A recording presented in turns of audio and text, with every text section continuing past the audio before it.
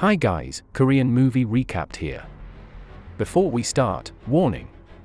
Spoilers ahead. Today, I'm going to recap a 2012 Korean action thriller movie called Confession of Murder. This movie is about a serial killer who appeared publicly confessed to the murder he committed. This happened after the 15-year statute of limitations, thus he can no longer be prosecuted. He also met the detective who had almost caught him but failed. He became famous and got a lot of supporters, until someone also appeared saying that he was the real serial killer.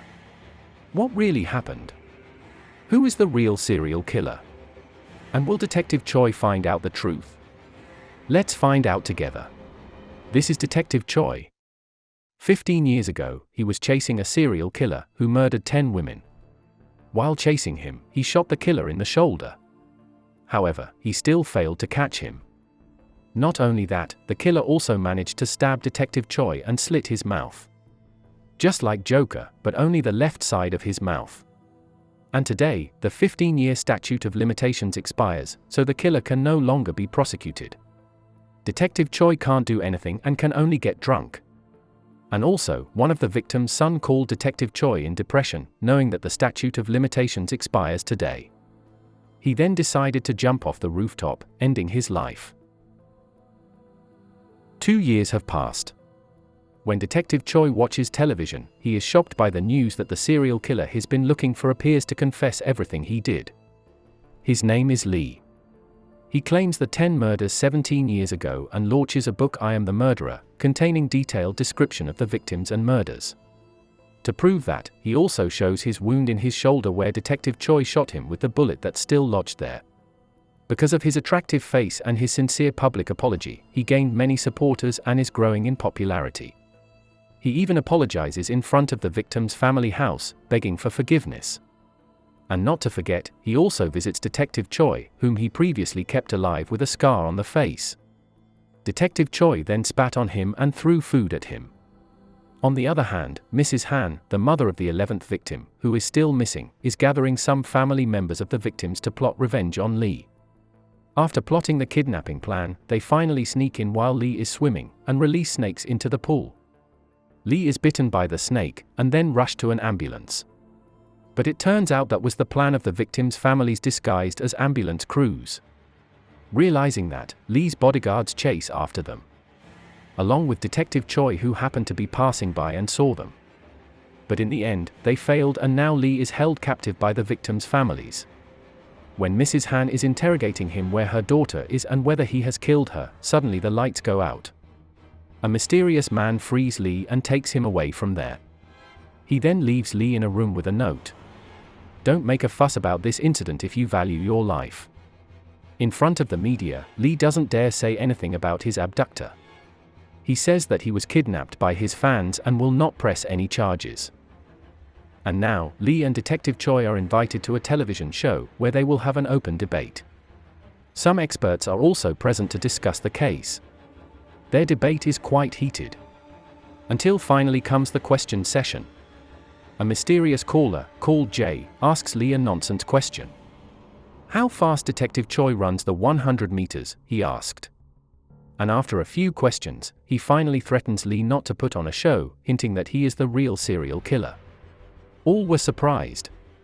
The families of the victims, the media, and also Detective Choi, who immediately tracks and chases Jay, the caller. But it turns out that the location of the caller is Detective Choi's mother's house. Detective Choi rushes there, and finds a note that the killer will slit his mother's throat if he pisses the killer off. He shouts angrily, which makes his mother wake up and she turns out to be fine. From across the building, someone is taunting him. It's Jay. He goes there right away, but left only a tape recorder and a murder knife. In that recording, the 11th victim, Soo-yeon, is being held captive and crying in fear. It turns out that Soo-yeon is Detective Choi's fiancée. They were about to get married before she went missing, being kidnapped by the serial killer, until now. On the other hand, Lee holds a press conference. He says that he lost the knife he used to murder because his safe was broken into. He insists on claiming that he is the real serial killer. Meanwhile, Detective Jay gets a call from Jay. Jay asks why Detective Choi lets Lee, the con man, run wild like that. He also mentions Detective Choi's fiancée, which makes him very angry. Until one day, when Lee is holding a press conference, he gets a call from Jay, who has also called the media. He challenges Lee to a three-way open chat on television with Detective Choi. Without thinking, Lee agrees. And on the other hand, Mrs. Han is preparing a pen with snake venom for her to bring. She will come to the debate and kill the real serial killer after the facts are revealed. Until the day of the debate arrives. And as promised, Jay comes to the studio elegantly. He doesn't even mind showing his real face. There, to prove that he is the real serial killer, he has prepared evidence. He has told the reporter the place where he buried his last victim, Soo-yeon. And it's true, after the location is excavated, a woman's skull is found. The moderator then continues to question Lee whether he still admitted that he is the real killer. Lee finally confesses that he is not the real killer. Lee's mother is the first victim of Jay. And the book was not his writing, but the real author is Detective Choi. They planned this 2 years ago, when Lee was trying to kill himself due to depression. But he didn't die and his face was crushed. Then Detective Choi planned all of this. Jay is amused by the cleverness of Detective Choi's plan. But he says there is nothing Detective Choi can do now, because the statute of limitations has long expired. Detective Choi then plays the recording tape, where a shocking fact is revealed. A radio in the background broadcasted the 14th presidential election ballot count, which means that the footage was shot almost to that exact date 15 years ago, and there is still 14 minutes before the statute of limitations expires.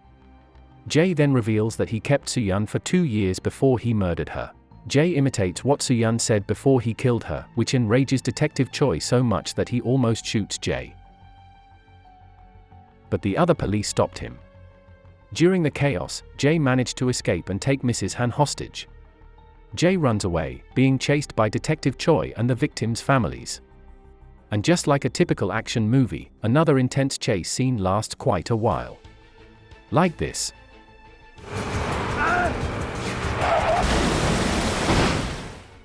Until finally, Detective Choi managed to take Jay down and almost strangled him to death, before being stopped by the other police.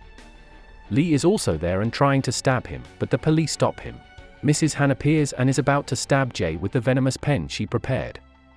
But she is stopped by Detective Choi, who wants to kill Jay the most. She's crying hysterically, but Detective Choi is also devastated because Mrs. Han's daughter is also his fiancée. Jay could only laugh evilly. But it turns out that Choi already stabbed him with the pen he took from Mrs. Han. Now, Jay is really being killed by Detective Choi.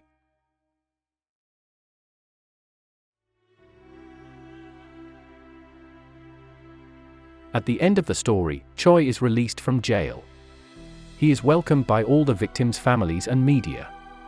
And because of him too, the statute of limitations is extended to 25 years. What do you think? Did Detective Choi do the right thing? If you were in his position, what would you do? Make sure to subscribe and turn on notifications so you can watch more videos like this. Thanks for watching, and see you next time.